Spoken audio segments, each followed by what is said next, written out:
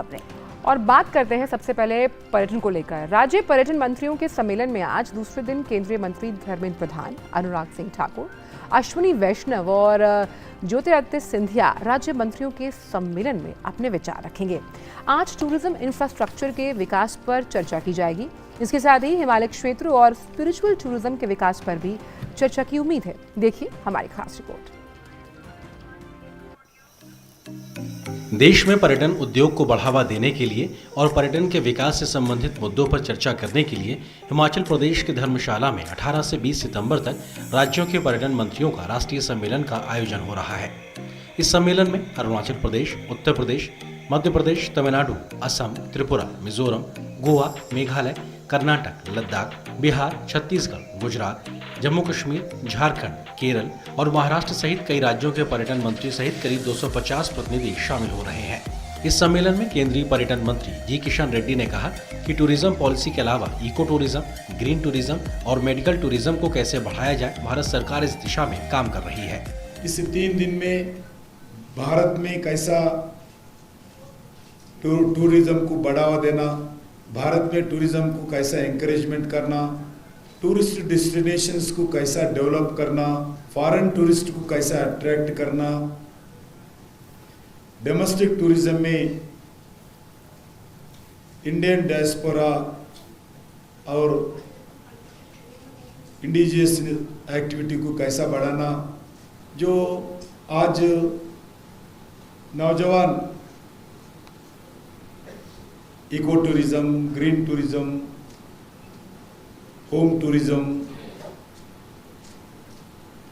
Medical tourism, wildlife tourism, ऐसा अलग अलग टूरिज्म पर भी भारत सरकार काम कर रहे। पर्यटन उद्योग को बढ़ावा देने के लिए केंद्र सरकार हर स्तर पर काम कर रही है। केंद्रीय मंत्री ने कहा कि सरकार पर्यटन आधारित उद्योग को भी बढ़ावा दे रही है।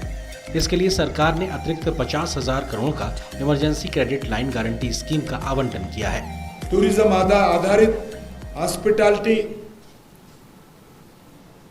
एंटरप्रेन्योरशिप को बढ़ावा देने के लिए 50,000 करोड़ का additional emergency credit line guarantee scheme का हम एलोकेशन किया है। इस सम्मेलन के दौरान पर्यटन मंत्रालय की विभिन्न नीतियों और कार्यक्रमों पर ध्यान केंद्रित किया जा रहा है, जिसमें पर्यटन अवसंरचना का विकास, सांस्कृतिक, आध्यात्मिक व धरोहर पर्यटन, हिमालयी राज्यों में पर्यटन, उत्तरदायी एवं सतत पर्यटन, पर्यटन स्थलों या गंतव्यों के विपणन एवं प्रचार प्रसार में डिजिटल प्रौद्योगिकी की भूमिका, भारतीय आतिथ्य क्षेत्र में होम स्टे का उभरता महत्व, आयुर्वेद, वेलनेस व मेडिकल वैल्यू ट्रेवल और घरेलू पर्यटन को बढ़ावा देना शामिल है। सम्मेलन के दौरान पर्यटन मंत्रालय द्वारा कार्यान्वित विभिन्न परियोजनाओं के कार्यान्वयन की समीक्षा के साथ साथ वन्य जीव पर्यटन, उत्तरदायी पर्यटन, G20 के पर्यटन संबंधी पहलुओं जैसे अन्य मुद्दों पर भी चर्चा की जाएगी। Bureau report, DD news. और धर्मशाला से ही जुड़ रहे हैं हमारे संवाददाता विक्रमजीत। विक्रम, सुप्रभात आपको। और जब हम पर्यटन की बात करते हैं तो GDP के लिहाज से पर्यटन का अहम योगदान होता है, लेकिन हम जानते हैं कि कोरोना के बाद बहुत ही चीज़ें बदली और सबसे ज़्यादा जो प्रभाव है वो पर्यटन क्षेत्र पर पड़ा। इस तरह से ये जो 2 सम्मेलन चल रहा है, जहां पर होमस्टे के साथ साथ आयुर्वेद, वेलनेस पर कहीं ना कहीं बहुत जोर दिया जा रहा है, उस लिहाज से आने वाला समय पर्यटन के लिए काफ़ी अच्छा।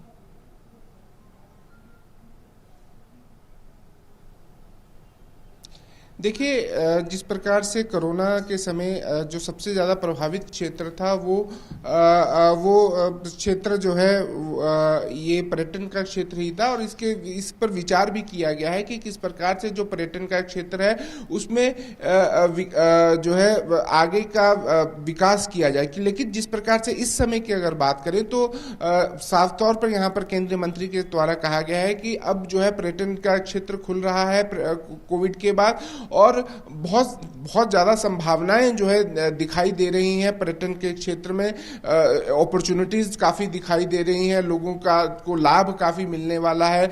जम्मू कश्मीर का उन्होंने जिक्र किया कि किस प्रकार से जम्मू कश्मीर में इस समय जो है होटल काफ़ी फुल चल रहे हैं। तो और पहला ये 30-40 वर्षों में पहली बार हो रहा है कि इतनी भारी संख्या में जो है कश्मीर में पर्यटन जा रहे हैं। जहाँ तक आयुर्वेद की बात करें तो किस प्रकार से, क्योंकि भारत की संस्कृति का एक हिस्सा रहा है आयुर्वेद, तो किस प्रकार से उसका विकास किया जा सकता है, किस प्रकार से जो अंतर्राष्ट्रीय स्तर पर जो है लोगों को इसकी तरफ आकर्षित किया जा सकता है, इसकी तरफ जो है एक तमाम ऐसे विचार किए जा रहे हैं, क्योंकि एक नेशनल पॉलिसी की बात टूरिज्म क्षेत्र पे हो रही है, जो कि अगले बजट से पहले जो है ये पॉलिसी आएगी और उसमें जो है तमाम जो क्षेत्र हैं किस प्रकार से विकास होना चाहिए, क्या इंफ्रास्ट्रक्चर होना चाहिए, किस प्रकार से कौन कौन से क्षेत्र चिन्हित किए गए हैं और कौन से क्षेत्र में जो है कौन सा घूमने के लिए स्थान अच्छा है। जी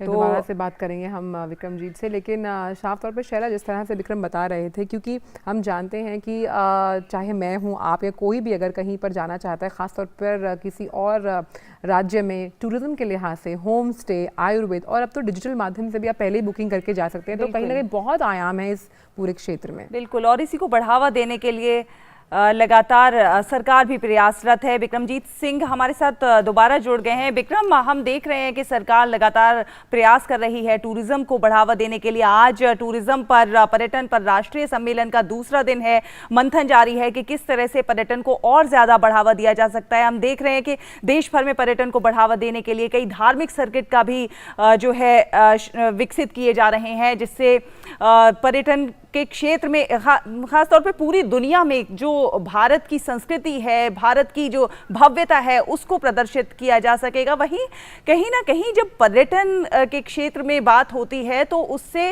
रोजगार के भी जो जरिए हैं उसकी संभावनाएं बढ़ जाती हैं। तो रोजगार के क्षेत्र में देखा जाए एक बहुत बड़ा बूम मिलने की संभावना है इससे।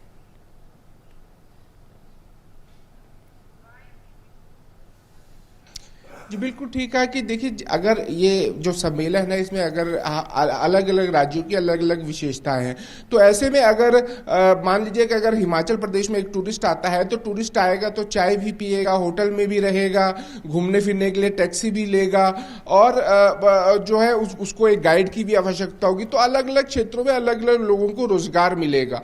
तो ऐसे में जो है लोगों को रोजगार मिलेगा, लोगों की आय की आमदन में वृद्धि होगी, जो कि कोविड के दौरान जो है बंद हो गई थी। अब जो है जहाँ के ये शुरू हुई है और लोगों को उम्मीद है कि इसकी और ज्यादा बढ़ने की संभावना है। और जहां तक रिलीजियस सर्किट की बात की जा रही है, तो उसके लिए बुद्ध सर्किट की बात जो है की जा रही है कि ट्रेन चलाई जाएगी जिसमें कि तमाम जो एक बुद्ध सर्किट बनाया जाएगा। राम सर्किट की बात की जा रही है, अंबेडकर जी जहां जहां पर रहे उन सर्किटों की बात की जा रही है, ताकि लोग जो है एक ही ट्रेन के माध्यम से जो है तमाम जो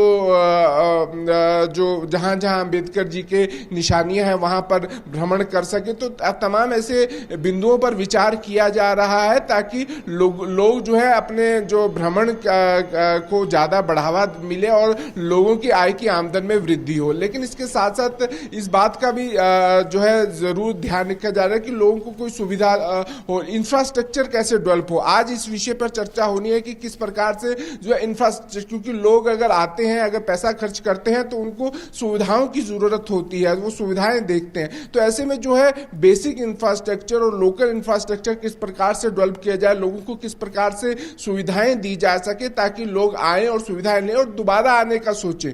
तो ऐसे में तमाम ऐसे बिंदुओं पर आज विचार किया जा रहा है और पर्यटन को विकसित किस प्रकार से किया जाए, ये 3 दिन इस पर चर्चा होगी। बिल्कुल, और टेक्नोलॉजी के लिहाज से कितना आगे पर्यटन जा सकता है, कैसे लोगों को आपस में जोड़ सकता है, वो भी खास तौर पे सतत विकास के साथ इस पूरे सम्मेलन में चर्चा होने की उम्मीद है। बहुत बहुत